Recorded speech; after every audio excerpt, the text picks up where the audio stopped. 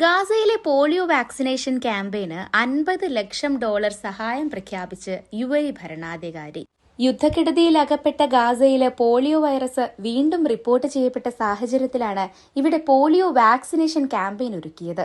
ഇതിന് പിന്തുണയുമായാണ് UAE എത്തിയത്.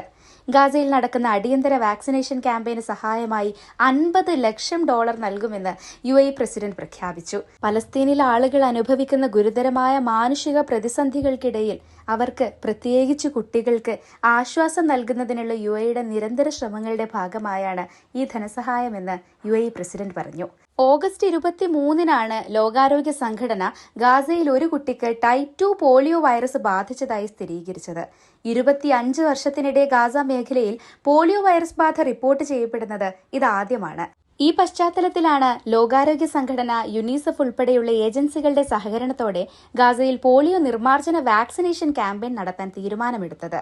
Virus പടരുന്നത് തടയാനും രോഗബാധ ഇല്ലാതാക്കാനും ഗാസയിലെ 10 വയസ്സിന് താഴെയുള്ള 6,40,000-ലധികം കുട്ടികൾക്ക് 2 ഡോസ് പോളിയോ വാക്സിൻ നൽകും. ക്യാമ്പയിൻ സെപ്റ്റംബർ 1 ഞായറാഴ്ച മധ്യ ഗാസയിൽ തുടങ്ങി തെക്കൻ ഗാസയിലേക്കും പിന്നീട് വടക്കൻ ഗാസയിലേക്കും വ്യാപിപ്പിക്കാനാണ് പദ്ധതി.